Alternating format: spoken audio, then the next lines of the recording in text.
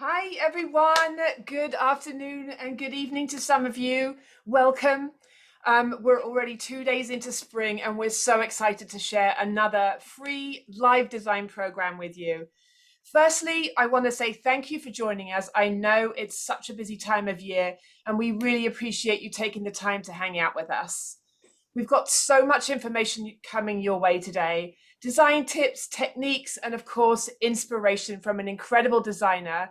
And a special treat today, designs from some of our amazing unit presidents from the Western region, featuring sellable designs in different price points. We've got photos and recipes for you by popular demand. We will also have an industry update from Michael Martin, Teleflora's Senior Vice President of Sales and Membership Services. Thank you also to everyone who helped out put this program together. We are very proud to be able to bring such quality education to the Floral community.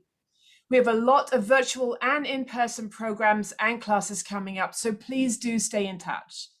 Before we get started, I have a couple of housekeeping points that I want to bring to your attention. We are recording this and it will go up on our YouTube channel, Teleflora Design Education, shortly. Please like and subscribe to our channel and you'll be notified every time we post a new video. Also, please follow us and stay in touch on social media, Facebook and Instagram. We post information about all our upcoming programs and classes. Jenny is going to post the links for you shortly. We'll have some time to answer your questions later on in the show. Please enter them into the Q&A function in Zoom. We're going to keep the chat open so that we can drop you links and send you information. So without further ado, I would like to hand over to Jody McShann, AIFD, Unit President for Teleflora's North Texas unit and Vice President of McShann Florist in Dallas, Texas. Jody, over to you. Thank you so much, Lottie. Really honored today to be here virtually with everyone to introduce our presenter today. Tom Bowling, AIFD, PFCI, is amazing, is how you sum him up. After a 40-year career, still going strong, he's owned his own shop, worked for wholesalers, been a consultant, and now freelances. So we are so lucky to have Tom. He's the past president of AIFD, active in AIFD and PFCI. And for Teleflora, he works as the Teleflora Design Academy Coordinator. I don't know how he has time, but we are so lucky that he found time for us today. So I want to turn it over to Tom Bowling and his amazing coworker, Darian, and get ready for some great tips on how to think outside the container. Thank you, Tom. Thank you, Jody. It is a pleasure to be here, and thank you for joining us this evening. Teleflora is so much about education. We believe in education, and as many of you know, education is my background for being a school teacher. I firmly believe that's what keeps us current, that's what keeps us moving forward, and the inspiration. So when I was asked to do this program, I was so excited because to be able to share what you love to do is your passion, makes it even more special. So sit back, hopefully you got a little something, you know, a glass of coffee, a cup of coffee, a glass of wine, whatever it takes. And we're going to share lots of ideas with you tonight. And the key thing that caught my attention when we were talking about this program is we were talking about the container. And for me, I gather my inspiration from a lot of sources, but always I'm back to that container. So it's an important part of what you're going to see tonight. I'm going to do some demonstrations for you tonight and also have some design work pre-made. So hopefully it'll touch a lot of bases. So I'm going to start with one of the beautiful color splash cubes. And I love the intensity of the color. And when we talk about color, the saturation is what we're really referring to when we talk about intensity. So it's how much of that color, whether it's yellow or red or orange or whatever, is it strong, is it bold, or is it kind of softer and more pastel, or is it darker, going into a shade of color and a little bit more muted? But the Color Splash is a great collection of containers that we can choose from. And I thought it would be fun to pair that orange with the vibrancy of purple. So I'm going to start, well, let me begin. Let me show you what I've done here. I've taken a block of floral foam and I've secured that in, anchored that in comfortably, wedged that in, and I've actually put some river rock in there just for some textural change. And also it helps stabilize the floral foam as well. So from that point, then I wanted to do more of a structured look. So taking that inspiration of the container and just extending it up into that rectangle design, because so many times we look at design work and it's more of what we refer to as a radial pattern, where everything radiates from one central growth point, almost like a bicycle tire. And so that's another option as well when we're considering what kind of design that we're actually going to create. Well, as you see here, mine has more of an interpretive parallel. So I'm using multiple growth points. And so again, putting my insertions deep into the floral foam so they anchor well. And everything is kind of repetitive at this point. It's very linear in its shape. And I've got one stem that just does not want to cooperate. There we go. From there, I'm going to branch out and soften that line just a little bit more with the use of these beautiful tulips. And you're probably noticing going, Tom, you didn't use any foliage. Well, I'm not saying I don't use foliage, but rarely do I do a lot of what we call pre-greening, because I think when we pre-green, we end up using more product than what we really need. So at this point, I'm adding, I want that clean access to my floral foam. And if I had filled that full of foliage, I would have a more difficult time getting my insertions in. So now you can see I've got a grouping of product and a grouping of product. And when we talk about grouping is using like materials in the same growing area. So I'm defining this group of tulips. I'm visually defining this group of liatris here. So I do want to go ahead and still use some foliage, but my foliage is equally as important as my my flowers. So I'm going to use some variegated pittosporum. And that anchors the eye close to the lip line of the container. So I'm going to drop that very, very close and tight into the container itself. All right, now, as you can see, I sort of have some definition going there, and I'm going to rotate that just a little bit so you can see. You'll notice that I've got that beautiful orange reindeer moss.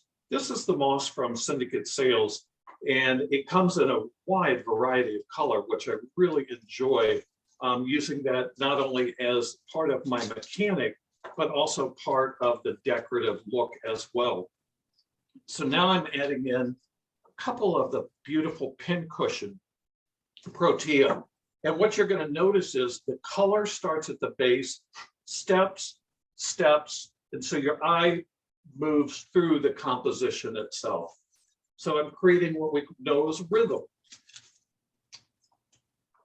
So again, interest flower, beautiful, unusual. People are going to want to know more about it. They're going to visually investigate that flower, which is kind of a fun thing to do.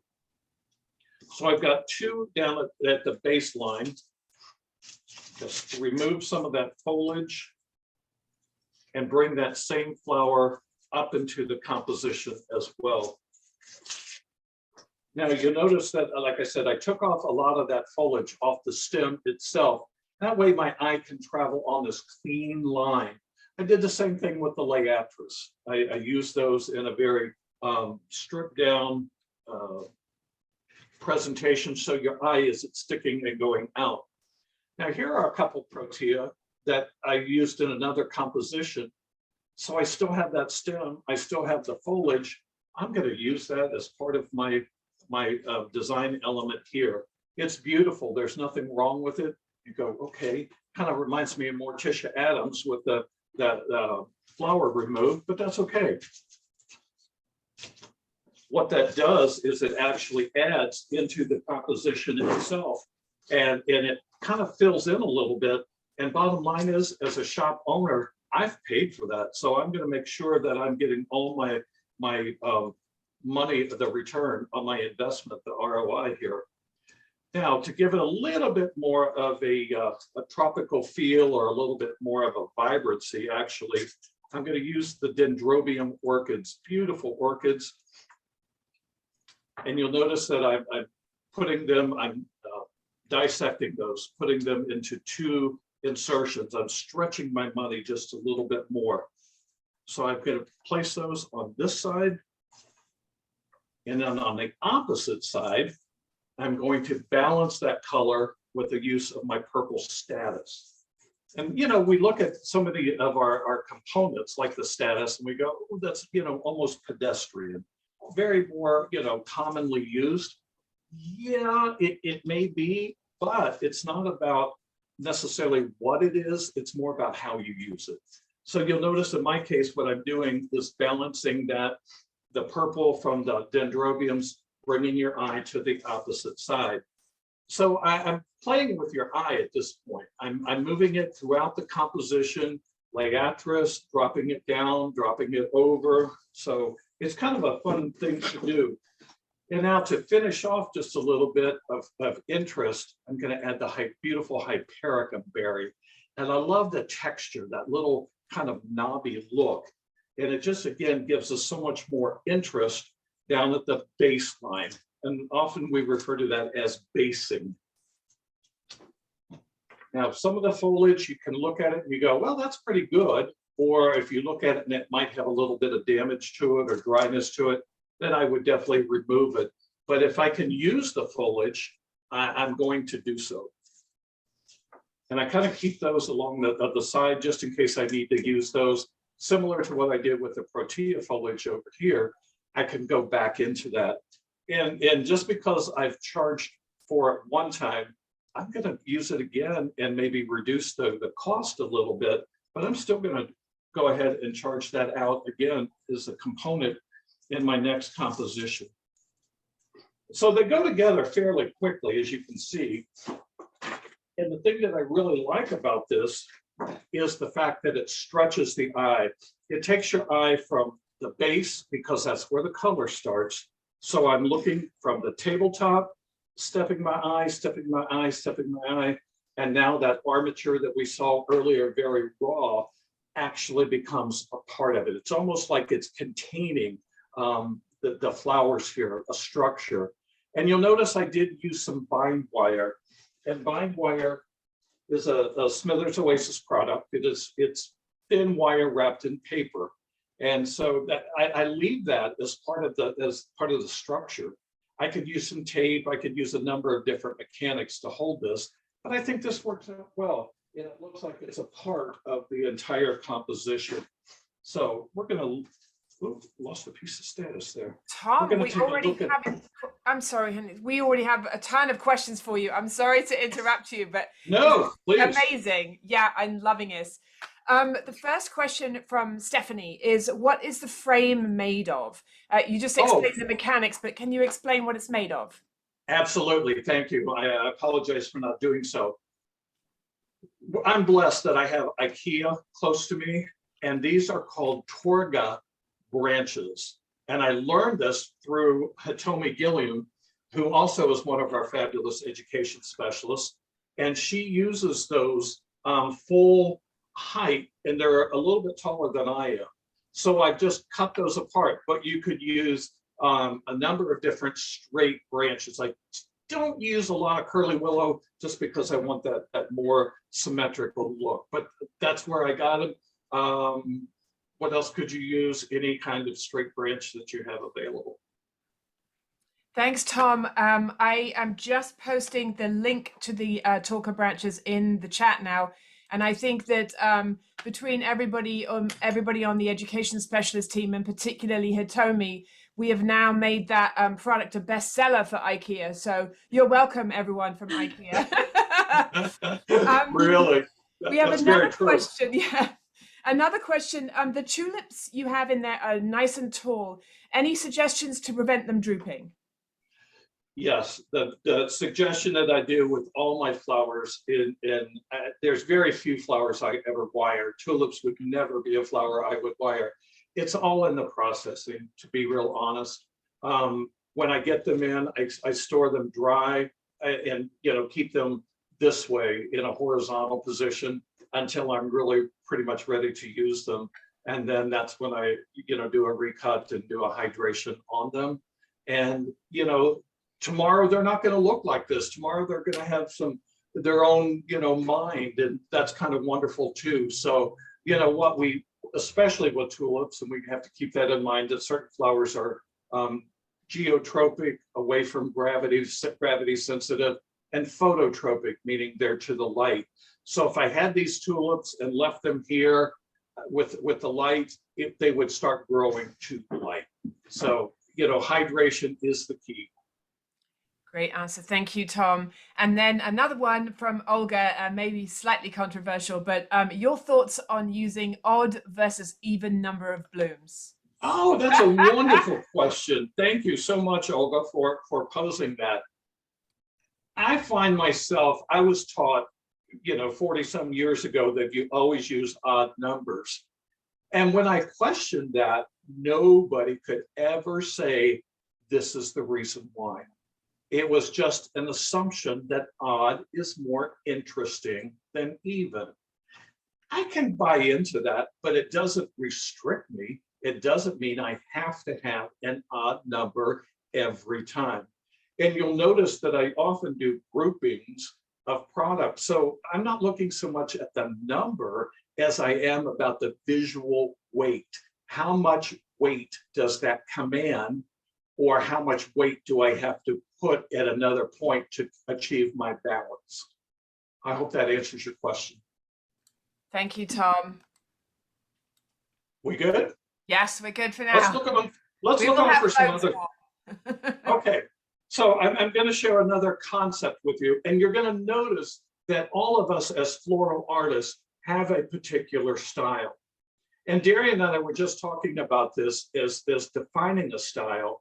I don't think it limits you so much as it more defines who you are. I tend to be a little bit more architectural in my design style. So you're going to notice some very, linear, cleaner lines. And so I'm going to actually take this one away so we can see a little bit better. This is one of the bamboo dishes from Teleflora. It's probably, not that you care, it's probably one of my favorite containers because I think it has such wonderful architecture and versatility to it. And so again, this is a floral foam base because I need that control. And you'll see later that there's some things that are water-based styling, some other things that are we're going to do in a pillow. But as I rotate this, you'll notice again, here's that same question: twos and odds and evens, and as I move this around. So as a shop owner, my goal, and we're going to see this a little bit later, is to take a container or take my components and be able to make multiple interpretations using that same thing. So this one happens to be kind of a first cousin to the one we just did, but you'll notice that there are some of the same elements in there. So as a conscious shop owner, I don't have one stem of this, one stem of that left over. I want to make sure that I get full value. What I buy is what I sell. I can offer this collection in a number of different presentations. So the strength again is in the space in this particular presentation, the space, the height in here, the width that's established in here. And what I want to point out is the negative space, the space in between an object. So if this is an object, my hand is an object, it takes up space. But the minute I open my fingers, I have introduced negative space in between all those fingers. So when you see this, it looks like 1. When you see this, it looks like 5. So you can see the difference in how important negative space is in in particular, in between the leaves here, or in the negative space created with the eucalyptus or the tulips in here. So again, very, very important. One last thing I want to share in this composition is the concept of framing. And when we think about a frame draws your attention to something. Now, a lot of times the frame, in this case, draws your attention to what's down underneath at the base level. And so we want to make sure that we give our viewer, our customer, something to look at. So we have the protea that are deep in here. Again, the hypericum, things that draw your eye pulled down. But the use of the eucalyptus, the use of the tulips, draw your eye into the rest of the composition. Okay, so we're going to pass this one over. Coming along with that same, you're going, oh my God, the man didn't know how to do anything but stick Liatris straight up in the air. Again, the target branches, as you can see here, I've created this arbor kind of a feel, and it has that garden-esque influence to it. So we are seeing a little bit more of a softness, even though it's a very linear design, it still has a very interesting basing to it. It has the height to it. It has the freedom of the tulips that just interact so much with the structure. And to do a little companion piece, I've taken, again, the bamboo rectangle from Teleflora, and that's what both of these are. So it's a different interpretation using the same container. Using the succulents, as we know, still so very popular. And, you know, we could, oh my God, another succulent. You know what? It's not about me. It's not about what's going to my house. And if people love it, I'm going to give it to them. And that's the bottom line with most of our product here. We have to learn to separate ourselves, our personal likes, because, you know, you may not like this color combination. Okay, no big deal. Do it in something that you like, but learn from what we're seeing here. Again, same with the succulents. If succulents are popular, if succulents are selling, sell them again, and often as many times as you can. So we've just enhanced this little composition. I planted these into the container because it does have a liner, and the moisture of the soil actually provides me a great source for the status, which will dry, and the hypericum, which will last a very, very long time. So if somebody probably waters their succulents too much, is what most people do, it's going to keep the product alive for quite some time. Okay, so got one more in this collection. So I didn't want to ignore the plant, because I think plants are often, again, one of those materials that we look at as a component and go, oh, you know what, we could drop that in a pot hat and slap a number 9 bow on it and be happy, and out it goes. But you'll notice here in this, what we've done is to actually combine the leucadendron, again, fresh, into the soil. And then you'll notice that I've done this collaring effect with the use of the lily grass, where I've bundled the lily grass, taped it at the top and the bottom, put it on a hypericum stem, because these are like gold. I love hypericum stems. They're flexible, but yet they're very sturdy as well. And so it gives my eye this kind of a scallop kind of a feel that's going around and encircles the beautiful begonia.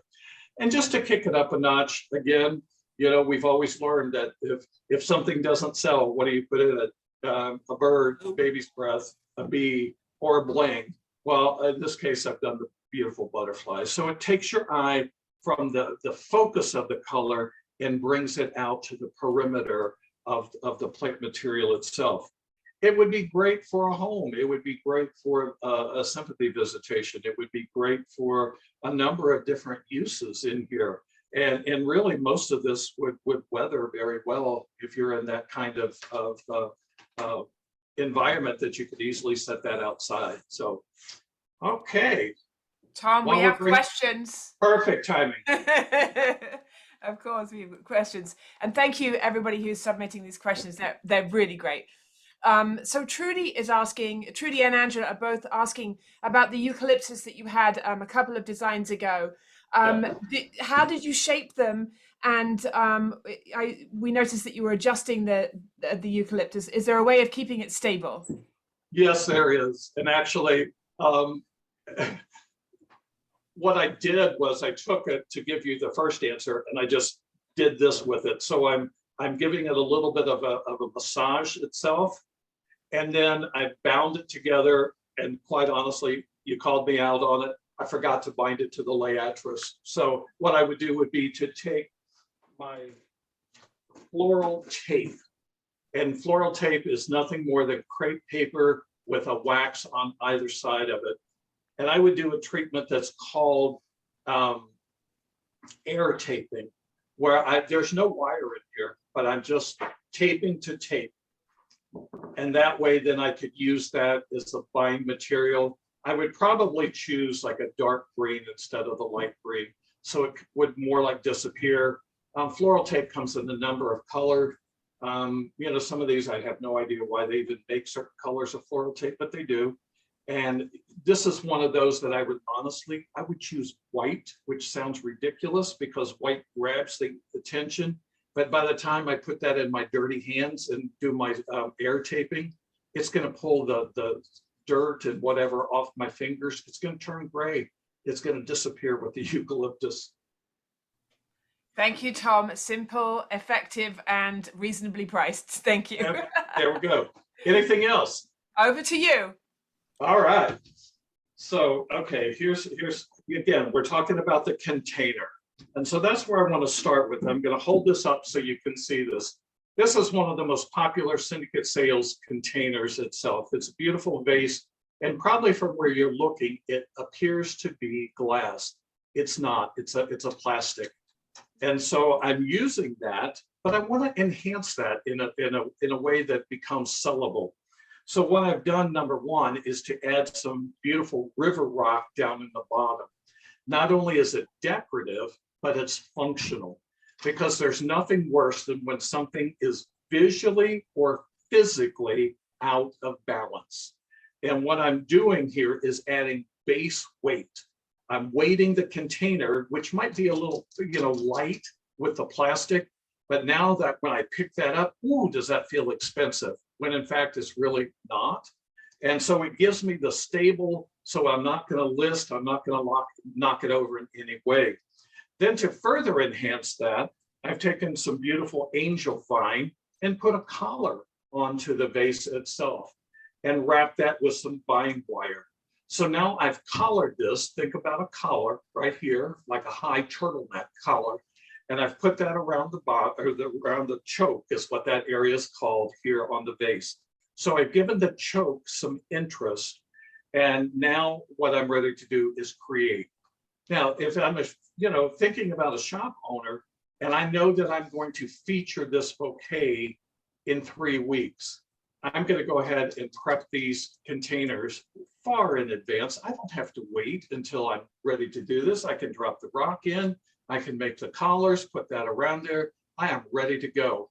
Think of that as we're coming into a little bit more of a busy holiday season, where what can we do ahead? What can we have ready? What can we have prepped?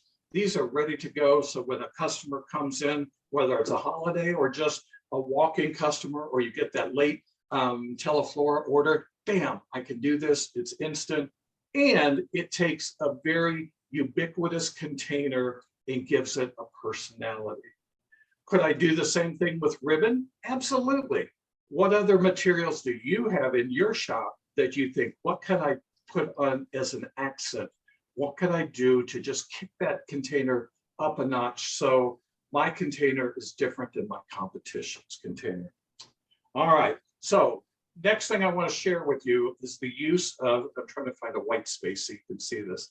This is the Holly Chapel pillow. This is a 4-inch pillow from the Syndicate Sales Company, and they come from 4 to 6 to 8 to 10 and to, oh my God, it's like, what can you make out of this? This is an alternative mechanic. It is not created to replace any floral foam or not use a mechanic, but the Holly Chapel pillow is so easy to use, and you're going to see me actually demonstrate this. So I'm doing an insertion, and again, using that beautiful eucalyptus that just cascades and goes over the edge. Now I need to do something to give me a little bit more visual balance on the opposite side. So I'm taking these red tea leaves and I want to share with you the technique that I did. I rolled the leaf and then pierced it with, again, one of the stems of the red dogwood. So I've almost created like a sushi effect right here. So a stitch is what that's referred to. It's called stitching. And that's a design technique that we used 100 years ago. But guess what? What was old is now new. So I'm balancing my foliages here. And I love this technique. Helen Miller, AIFD, again, one of our ed specs, several years ago, did a little workshop for us for the education specialists. And she taught us foliage manipulation. So you can see how that one leaf now takes on two different, totally different applications as far as usage is concerned. All right, now let's do a little bit more finish here. Got tangled up. And I love the fact that I can take this and I'm not even holding it by the stem. I'm just holding it by the rim of the container. So it's really locking all of those insertions in to give me the visual stabilization. So you can see that I have taken, and I'll call it pre-green for lack of a better term. I've defined the shape of my composition that I'm going to put into the base. If you'll hold the base, I'm going to take out the flowers. Thank you. All right, so let's see what we have. Beautiful carnations. And again, you know, people, they have prejudices. Like, is that a word? Prejudice? Yeah, prejudices against certain flowers. And, you know, don't use this, don't use that. And it's such a shame because it limits them and it limits you. So just because they are used to seeing maybe red or white or pink carnations does not mean that is the only color that is available. And so especially now with all those wonderful muddy colors that we're used to seeing, it gives us a lot more options as far as how we can use these flowers. So I'm inserting my carnation stems. And again, you can see that it's holding together.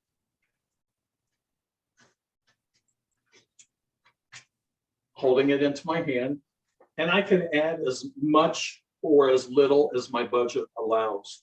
And that's the beauty of doing something like this, is I could stop at any point and say, okay, I finished, or I've used as much money as you have allowed me to use.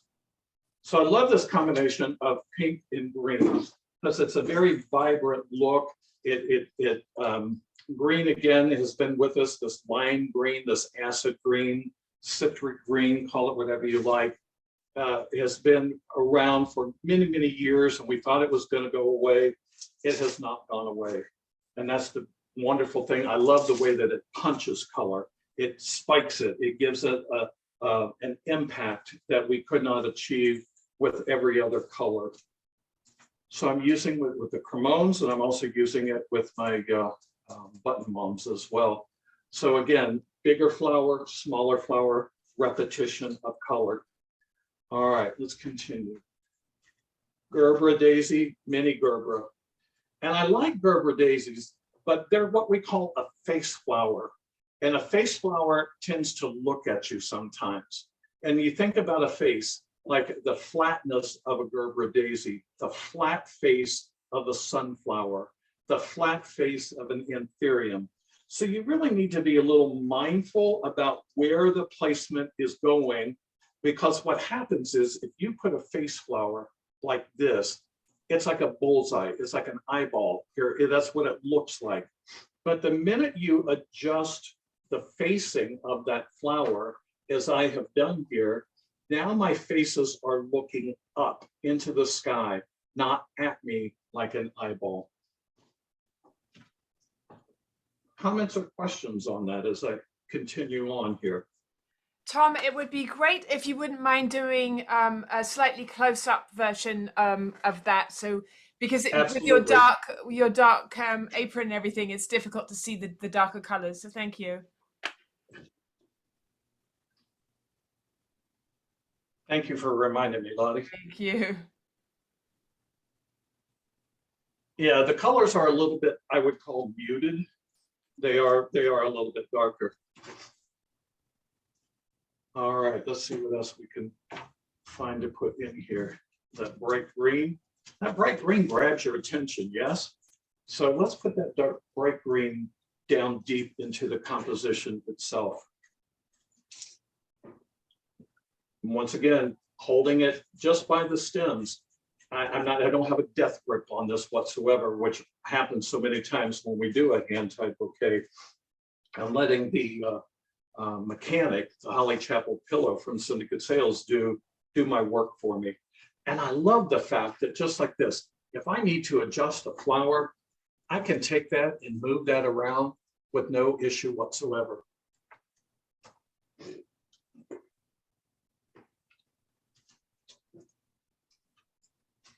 Now, the thing that you want to remember when you're using a pillow is to make sure that you're not loading the pillow itself full of foliages, because we're still threading these greens right down through here.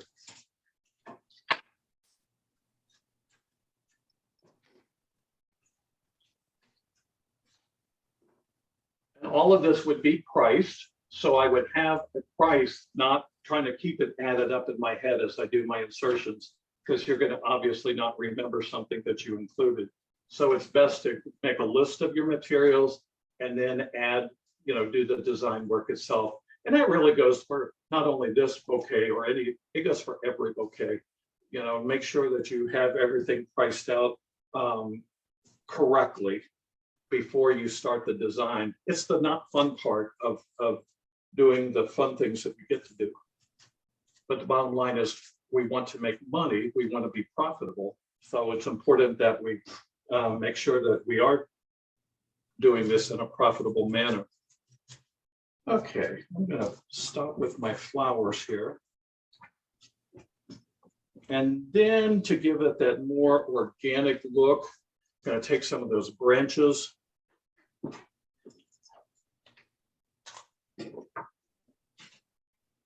me clip this for just a minute. Get rid of some of the stemming.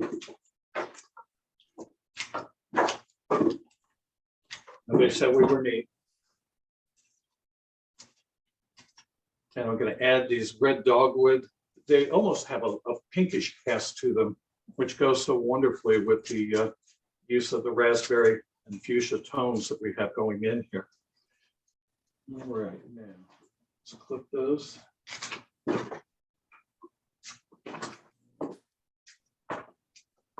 Hold this so you can get a better idea. So it's about color. It's about the fabulous textures that we see in here. It's about the use of the round flowers, the plateau flowers, the facing, the traditional flowers. And really, when you stop and look, there's nothing that's that unusual that we've put in as far as the product mix is concerned. But when we put it all together, it just comes to life and it just really sings. So I'm going to make sure that there are no stems or, leaves, foliage below the water line. We don't want to create any bacteria in the water before we drop that in and enjoy our beautiful flowers. There we go. All right. Fabulous. So, Tom, more questions for you. Absolutely, love them. It looks like that you're actually using the angel vine to cover the mechanics of the pillow, correct? Correct. So can you give us some tips? If you weren't putting it down that low in the vase, could you share some tips of covering the pillow? Absolutely. Number one, the pillow is normally designed to rest on the top. It doesn't really go so deep into the vase itself. I like it in there a little bit, tighter, a little bit more snug, not just resting on the top. So what I would do would be to take some additional foliages and add those into more of a cascade or a spilling effect so you're not going to see that mechanic. And that's really important, whoever asked that question, to make sure that our mechanics are disguised and are covered, whether it's in floral foam or some of the other materials that you're going to see me do in just a little bit. So yeah, we definitely want to make sure that everything is covered and neat as far as the presentation is concerned. Thanks, Tom. Yep. Any other questions about that? All No, good? over to you. Okay. Yeah, thank you. All right. So our little world traveler here. I just think these are adorable. And, you know, it's again one of those containers that we call it a novelty. And, you know, it could be for a number of different occasions. And, you know, you look at that and you go, well, you know what? Could I send that to a sympathy viewing? The word is absolutely yes, because if the deceased maybe was a traveler or had, you know, some kind of RV or something like that, you know, these are great to use. So it's a very summertime look to it, or depending on your usage as well, what we talked about earlier. So strong groupings, once again, as I rotate this, you'll see areas of interest, areas of visual relief. And the interest, or the focal, and we don't call it a focal point, we refer to it as a focal area, is obviously right here with the succulent. And the succulent commands attention because it's so different, it's so unusual. And how I got that in there is to take an apple core and put a hole into my floral foam. And then I just push the whole root ball down into that opening of the floral foam. So it locks it in there. It's very comfortable. If I really felt like I wanted it to be even more strength, I would probably take a wood pick or a toothpick and crisscross and pin that succulent in there. But quite honestly, it's holding, it's strong, it's absolutely no issue to it whatsoever. You'll notice I used some of the Dorsina, had a planter that had maybe a couple plants in it that weren't as strong as some of the other ones, but the Dorsina was looking good. Popped those out, clipped them off. It's now a cut product as well. So, you know, look at all your resources in there. Wanted to point out the use of the hypericum berry that's in here. That hypericum berry is super important because that color ties into the container. So now I've married the container to the floral styling itself. And so, you know, there's nothing worse than you go, that doesn't match, that doesn't coordinate, that doesn't look like it belongs whatsoever. And that's how I did that, was using the white hypericum. A couple more designs for you here.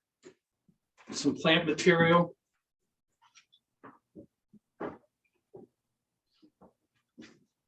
And this is one of those perfect examples that I've pulled it out so you could see.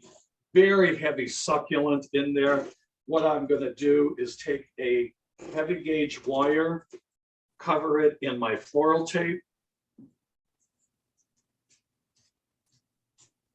because mechanics are super, super important, as we all know.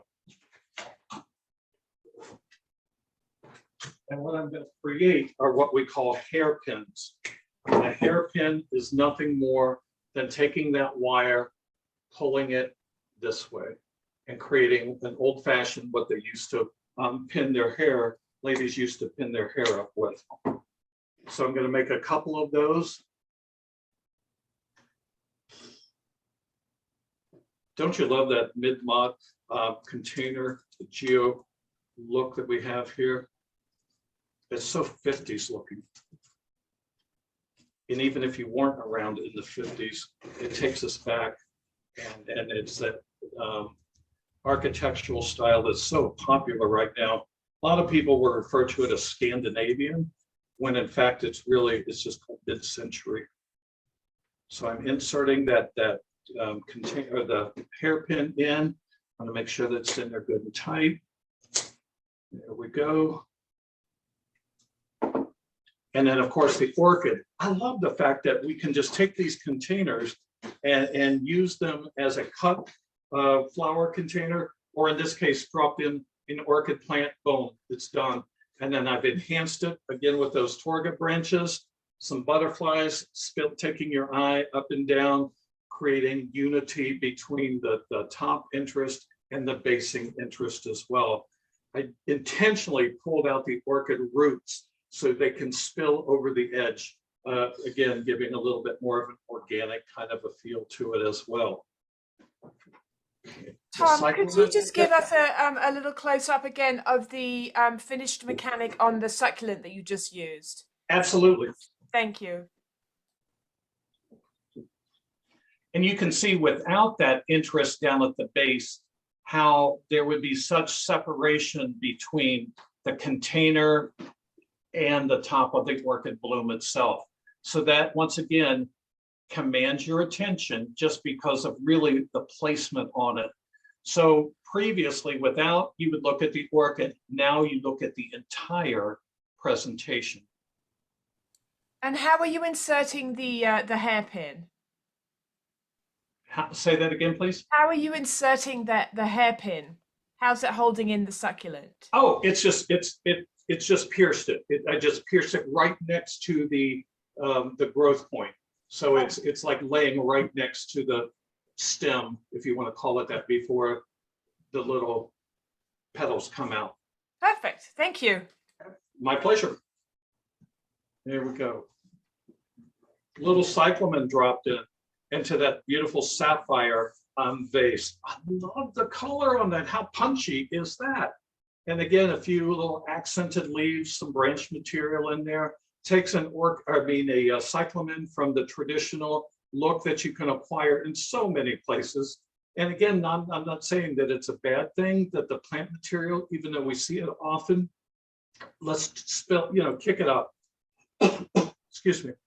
I want to kick it up a notch. And so marrying those two containers, and these come in multiple colors, and you're going to see one in just a minute in a different color tone. But again, the richness of that glass, it feels heavy. It is heavy, and it looks and has an elegant look to it. Iridescents work well. Again, I'm looking for multiple usage on my containers. So if something can be used as a plant container or as a cut flower container, that's where, as a shop owner, I'm gravitating to. Turning that around just a little bit. Greens and hot pinks, can't go wrong. A little bit of foliage in there, just adds so much of an accent. And this is a fun little guy. It was a planter, like a traditional dish garden, that took out, and I'm going to share. This is the container. It is a moss basket that's called Bella Moss. It's again available from Syndicate Sales. And you're noticing that it's a basket covered in this beautiful green moss. And it's really a nice look for a drop-in.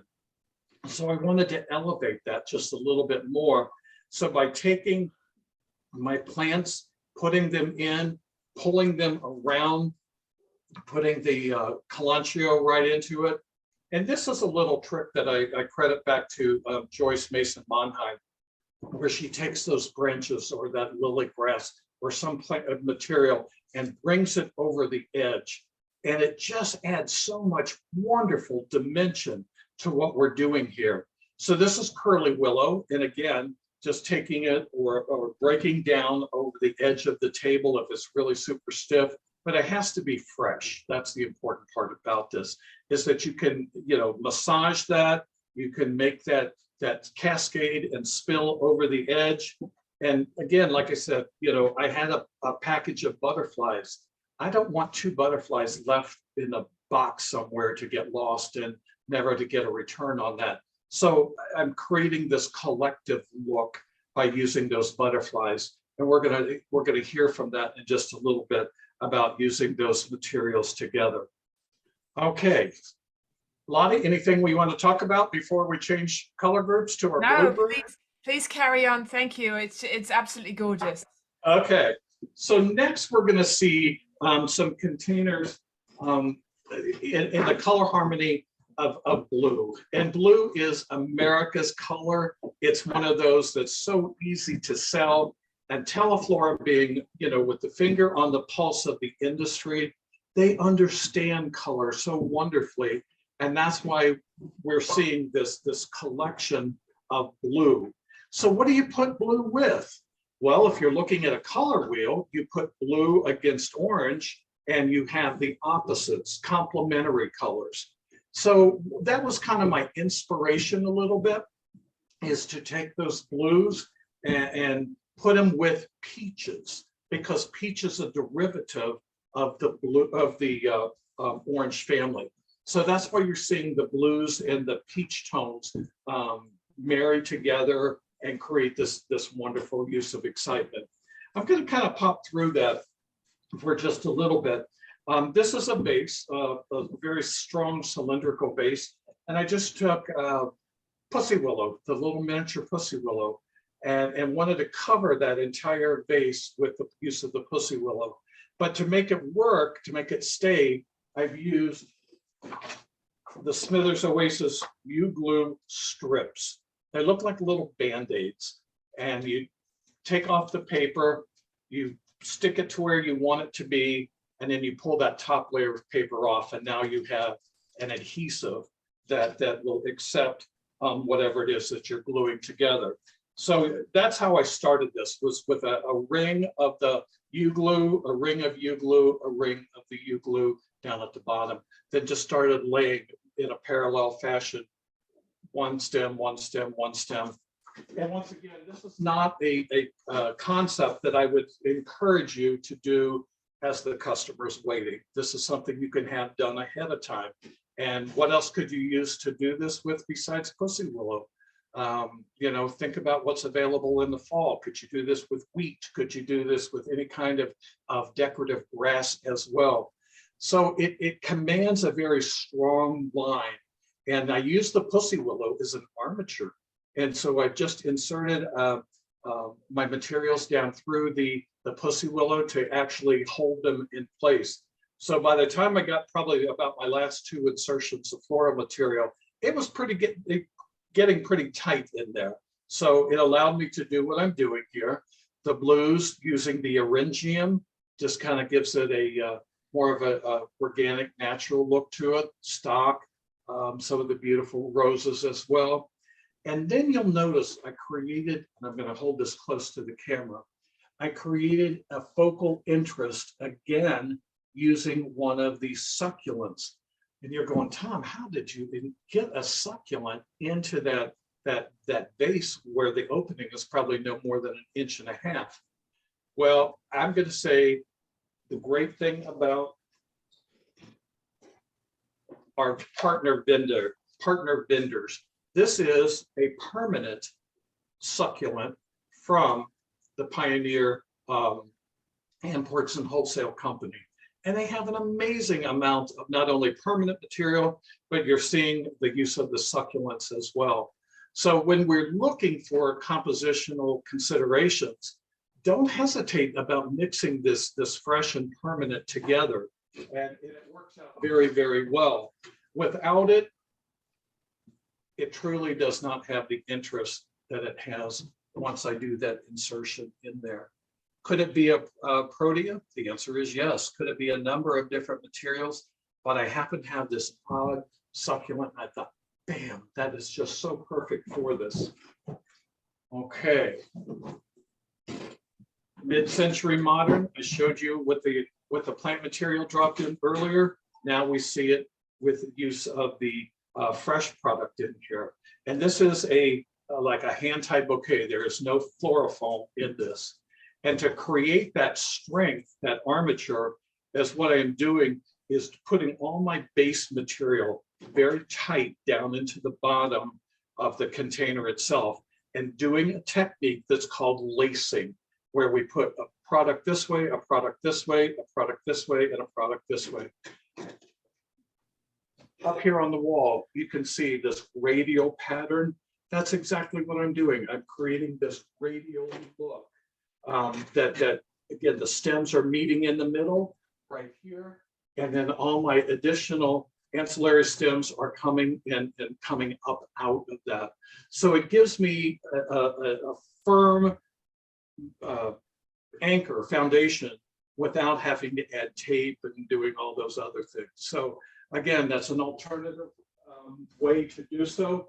How do I know about it? I'm looking in my AIFD terms, techniques, and traditions book that explains all these techniques and verbiages that we're using here. If you invest in nothing else in yourself, good tools, and this is considered an excellent tool. So if you're not familiar with that, we can get you in touch with AIFD. Even if you're not a member, you can still order the book, and it's your design Bible. Okay. So I'm going to add that over. Let's see what else. You know what?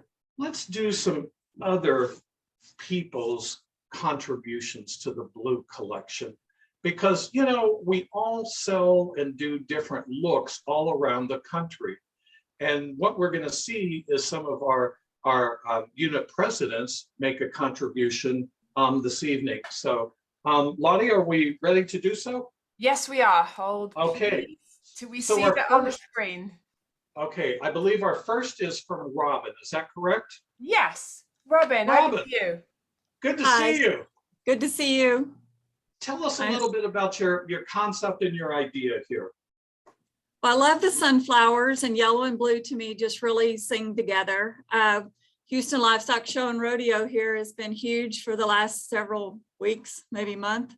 And so I really like sunflowers, and I think of Texas when I think of sunflowers.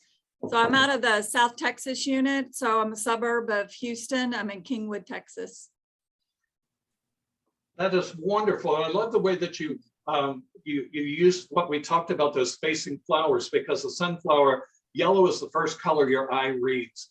And so what you have done is to really create a fabulous rhythm in there, and that you've put in there a very strong complementary color of the purple, intense purple Matsumoto ester with the yellow center. So everything is tying together. A little bit of interest in there, not overwhelming, with a curly willow over the top, kind of gives it that nice little visual hug in there. The Perfect. curly willow that you did a while ago where it came up and then came down, I would love to see that technique. I'll go play with that tomorrow. Absolutely. And that's exactly, you brought up a fabulous point. Seeing it is one thing, internalizing it, practicing. You know, I've seen Joyce do a number of different things where she's taken challah and put it over in a larger casket spray. I thought, I never would have thought of that. But when she did it, it was absolutely spot on. So yes, practice it with many materials, with your the use of the curly willow, or you can see it again. Here we've done it. You know, we're going to see it with the use of the lily grass. So fantastic. And I like your pricing. Excellent. Okay. So next we have, is there anything else you want to add? I'm sorry. No, I enjoy Okay. doing that. Thank you. Fantastic. Rochelle, Hello, how are you tonight? I'm great. How are you? I'm doing wonderful. Thank you for asking. So yours took a little bit of a different look to it. Tell us about that. Yes, so my inspiration was a lot of the split complementary colors in there, the violet, blue kind of colors coming together. And then in my shop, things that are taller tend to have a more visible monetary value. And so that's what we like to do. A lot of times our customers tend to see that as having more value to it. And then Tom, I think you and I might have gone to the same school of butterflies tend to sell a lot. So you put a butterfly, dragonfly, or a hummingbird in something like that, and it's going to walk right out the door. Good point. Very good point. And I think you're right. We kind of are in sync in our design, the way that our design styles are. But it's knowing your customer. And you brought up some very good points about that in your area, that the height actually makes that more attractive, which is often the case, not everywhere. Some people like tight, little bit, more compact design, but it grabs your attention. And you can easily pair that with a smaller arrangement that you're going to see in a minute, and the high sells the low. So excellent point. Thank you for bringing that up. Yeah, so All up right. here we're up in Northern California, and so we I think that our area just kind of likes a little bit of that woodsy look, along with the fluffiness also, that kale kind of looks like that, you know, like a big rose in the center, and people like that. Right. So that's our area up here in Northern California. Sounds like you have your finger on the pulse of your customer base, which is wonderful to hear. Thank you. Okay, Renee, let's see what composition. Tell us a I'm little bit Renee about it. from Fred's Flowers in Tempe, Arizona. This is the design I chose to make in this container. I chose these colors that were inspired by the container itself, but because I'm from Arizona, we have chose to use the yellow forsythia and represent the Valley of the Sun in our crescent design. Excellent. We also have a secondary line through our design, is an S shape, a Hogarth curve kind of coming from the top left with the calla lilies through the center of the design with the succulent and down around to the front, which brings your eyes down to the moss garden and the succulent garden. And the moss gardens are becoming really trendy and popular right now. So when this flower design is gone, the flowers can be lifted out, which are in foam, and the moss garden and the succulent garden at the bottom will stay for a long time. A candle can be inserted into this beautiful mosaic container and be used for longer than the flowers. Absolutely. Great selling point. And as a baby boomer, baby boomers are conscious of what you just brought up. It's beautiful the way that it is. What's its secondary usage? And so knowing, again, your customer, this is popular in my area. Now, what can we do? What can I share with you? And all of a sudden I go, yeah, that's really a fabulous value. It's like it's just going to continue on and on and on. So moss gardens, interesting that you would have that in your area. Only because we don't have much moss here. So people like to bring it in and enjoy it. So we have lichen and reindeer moss and sheet moss around in this terracotta container with the fresh succulents. Fantastic. I'm just going to give you a little idea. Something that I've done is I've taken the pillows and stuffed them full of moss and then planted my succulents in here. It covers up the structure itself, but it's a great way to make those moss gardens as well. Or you can, hang it this way and do some insertions. And those of you that have been in the industry for quite some time know that damp moss is what we used to use prior to the invention of floral foam. So it's, again, a great way to take something that is past and bring it into the present as well. Amazing. Thank you so much to the unit presidents, and we so appreciate your gorgeous work. We will be posting these recipes and photographs on our Facebook page, so be sure to go over there and follow us and like us. Thank you. All right. I have just a few more things I want to share with you before we hear from Michael Martin. And again, working with the blues and the sapphires and that whole collection, the Frost, wonderful container, has that kind of a salt glaze to it feel. It's very textural when you pick it up. It has an interest to it. And what we're seeing is, again, the groupings in the product, and you've seen me make them, the stacking or the terracing is the term that we're using for the Gerbera daisies, where your eye visually steps into the composition. When I first started into the industry, these were lotus pods. Guess what's back? All that whole dried material is all making a resurgence, and I was so glad to see it go away. And now, it tells me that A, it's back, and B, maybe I've been around too long. I don't know, but it's really cool to see the additions of that. We're not seeing those huge big baskets of dried star flower and dried baby's breath, but those people that still have them, they're going to go, yeah, I'm so right on, spot on trend, when really, they've had it and it's dust covered, and on and on and on. So we all have those customers. Once again, using the concept that we shared earlier, if it works, try it with something else. This is that sheltering kind of a feel done with lily grass. I could do it with maybe some plumosa, a soft veiling effect of plumosa coming over the top versus something so linear. But it's amazing once you learn the concept then start experimenting with what really works well and goes all the way through. I really think this is so cool. I want to share this concept with you. Again, I'm always looking for alternative usages of materials. And we have that cylinder, that beautiful sapphire cylinder here, the glass cylinder. Yes, you can drop a block of foam in it, but I didn't want to do that. I wanted to take those same branches that I've been using throughout the program, and I've almost created almost like a structure. I bound them together at the top, or you can do it at the bottom and then pull them together at the top. And it makes this armature go over the vase. So as we were talking about, when we look at base material, what else can I do with this?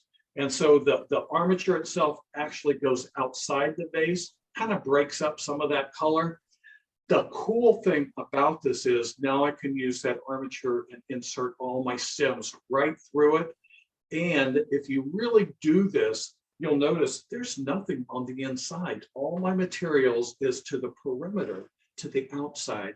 So my customer is going to enjoy all the materials as you see wherever they look.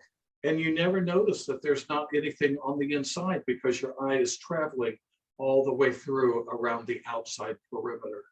So again, take those branch materials, make them even at the bottom, bind them at the top, and then you can attach those to your container, or you can leave them free as I have done here. And again, that banding, I'm going to try to hold this so you can see a little bit. There's more of that angel vine as I've done with a collar. And those stems, the branches are actually inserted right in and through that angel vine, and that's what holds them in place. So eucalyptus and huckleberry and spiral yew and guneye, and what else is in? Oh, the eryngium that adds that fabulous blue tonation to it as well. And then one last little one that I want to share with you tonight, and this is, again, alternative mechanic, is I've taken bind wire, and I'll show you how to do this in just a minute to create an armature. And the bind wire, as you will see, is what holds all my mechanics and materials together.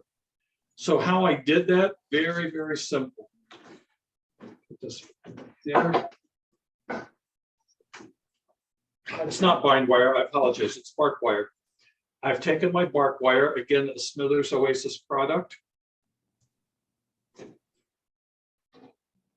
And I've just gone up and down, up and down, up and down. I'm not going to do the whole thing, but just to give you an idea, making these, you could do this with metallic wire.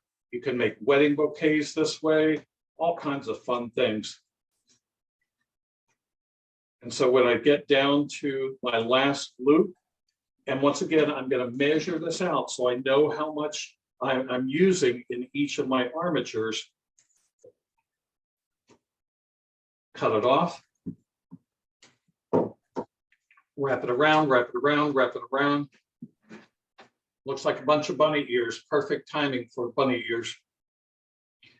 Now I'm going to form that bind or bark wire and give it a little bit more of an erratic shape to it. Drop that in my container, all my stems go right in. And when I'm doing something like this, I generally start more at the bottom and build my way up to the top. So that way all the stems are anchored in that lacing that we talked about earlier.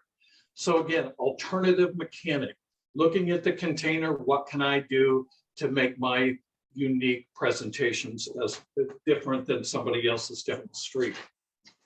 All right. So have one more collection real quick that I want to share with you, and then we're going to turn it over to Michael.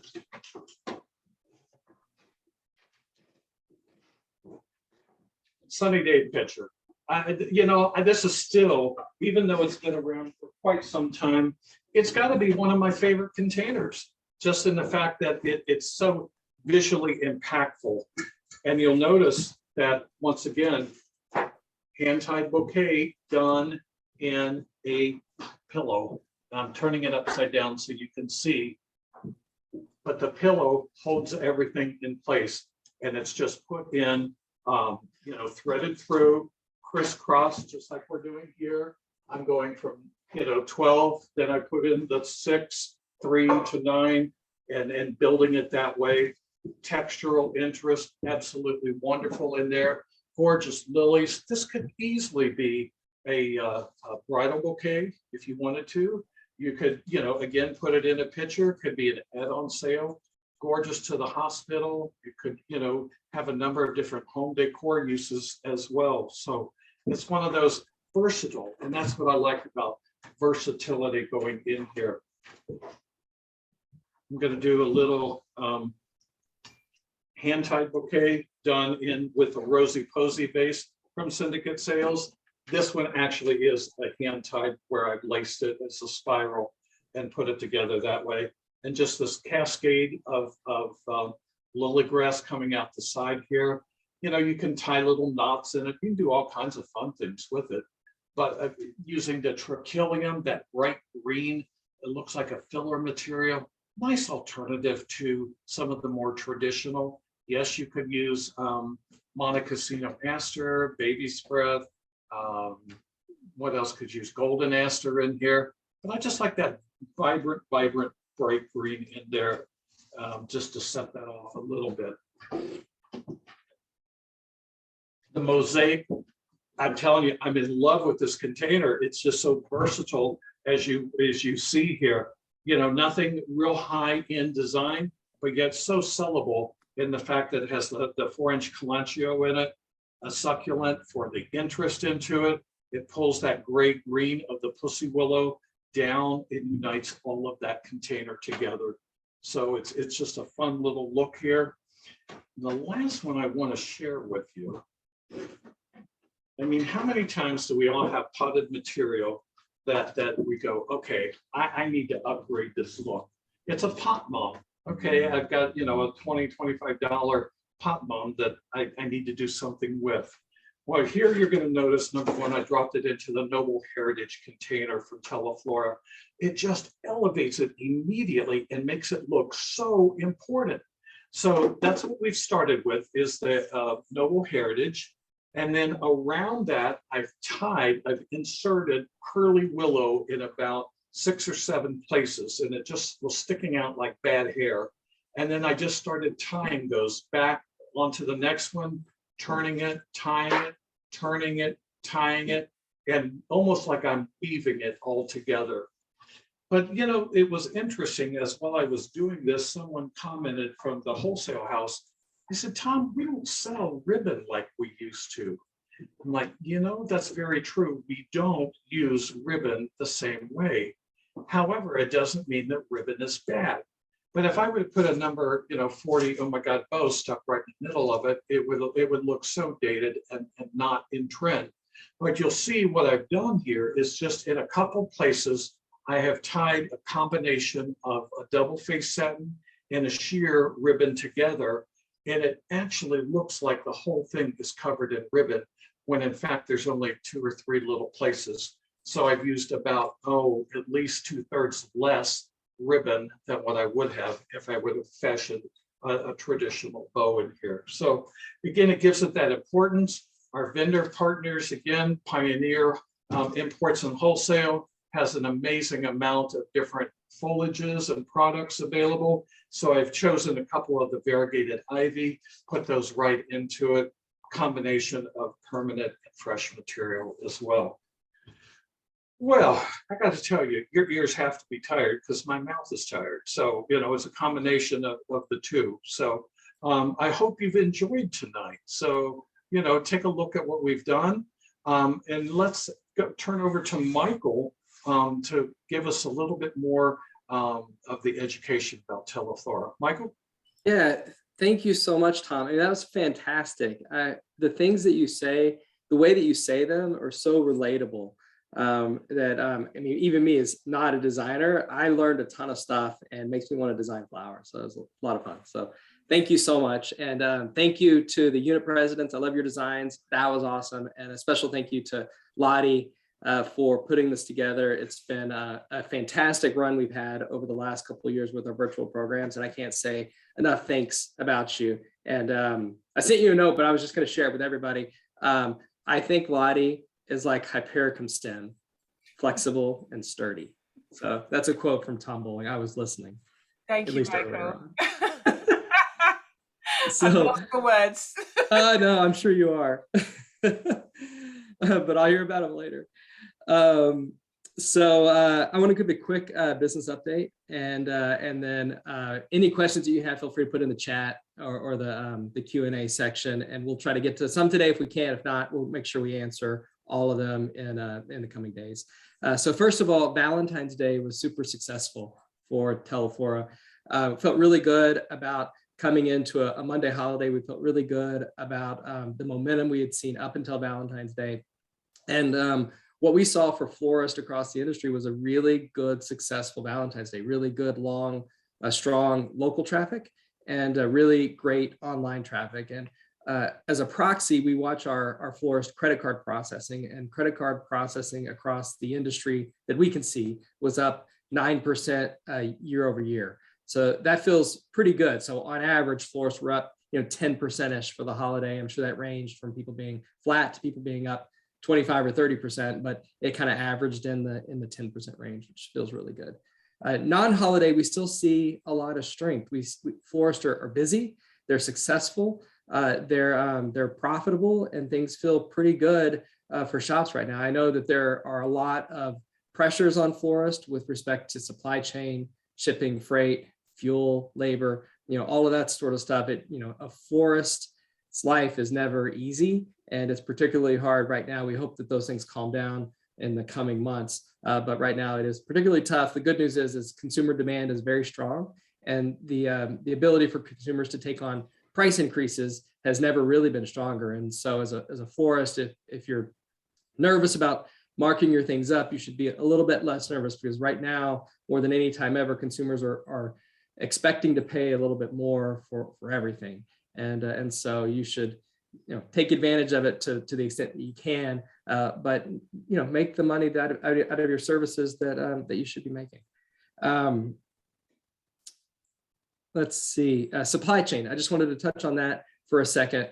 We've pretty much recovered from the supply chain issues that we saw during Christmas. Valentine's Day was much better than where Christmas was, and now we're seeing more or less regular supply chain in terms of a timing standpoint. So product is coming in, we're able to ship it out. We don't have any delays for spring or Easter or Mother's Day, so that feels pretty good.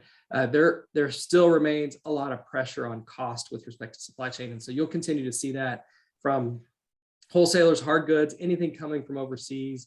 The cost of a container, a year and a half ago was a couple $1,000s, and now it's about $20,000. And so over time, that'll just result in inflation and higher costs and higher SRPs at the end of the day. So we are seeing that, but at least from a timing standpoint, from a supply standpoint, things feel a little bit better, and we're not seeing the same delays that we saw during Christmas. So that feels pretty good. I just want to reinforce to everyone here, investment in technology and investment in e-commerce has never been more important for a florist. And so if you're not making regular investments in those things, I would encourage you to do so. We see the florists that participate, engage, and invest in technology and e-commerce are so much more successful than those that shy away from it. And whether that's our product or somebody else's, whatever it is, engage in your websites and engage in e-commerce, because there's so much business that's shifted there over time and continues to do so now. And then lastly, I know it's probably on everyone's mind, what's Teleflora doing about SRPs? And so I wanted to make a couple comments on that. We increased SRPs for Thanksgiving and for Christmas and for Valentine's Day, and we plan to do so for Easter and Mother's Day. So from a holiday standpoint, we're making adjustments on the SRPs somewhere between $5 and $20, depending on the product, depending on the ingredients of the product, and whether it's premium or deluxe or standard. And so that's happened and continues to happen. We've made SRP increases on roughly 30 to 40 everyday SKUs, and that's happening in real time, and we'll continue to do so over the course of the coming months. And so that's helping a lot. And our average order value for teleflora.com a year ago was $75.70, which is great, and up from about $68 the prior year. This year in 2022, it increased from $75.70 to $82.04. And so that kind of speaks to our SRP strategy and how that translates to florists in terms of the orders that they're getting. So that's essentially how we've been managing SRPs up until now, and we're going to continue to do so in the most healthy way we can. So we want to provide high average order values to florists. At the same time, we want to remain competitive in the marketplace and try to not price ourselves out of the market when we shouldn't or we can't.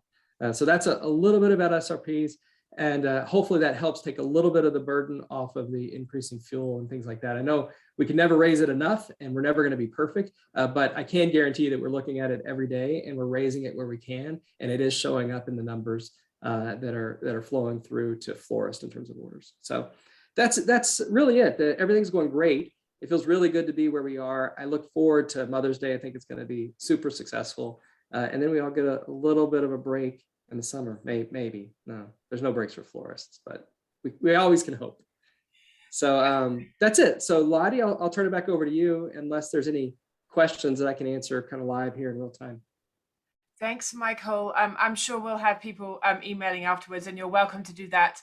And we'll be happily reach out to you directly as well. But since you mentioned Mother's Day, Michael, we will be having a Mother's Day special live, free live virtual program on April the 11th. So mark your calendars. We've got all kinds of stuff coming up, so please do follow us on social media. If we didn't get to your question that you put into the Q&A today, we'll definitely reach out to you. Thank you to Tom. You're amazing. Thank you, Michael, Jody, Renee, Rochelle, and Robin. Thank you. You guys are fantastic. Have an amazing rest of your day, everybody, and we'll see you all very, very soon. Lottie, before you sign off, can I share one thing that I'm so proud of? Yes. Is our academy classes. We have the most amazing academy classes lined up that we've just kind of worked out all the details that are coming up that we will have. We're partnering with Holly Chapel that's coming up in April. So watch your emails for that. Tim Farrell, AIFD, Renee Tucci, AIFD are presenting a class for those people that are really interested in going on and making a difference in their design skills, taking it to the next level. And so that's coming up in July.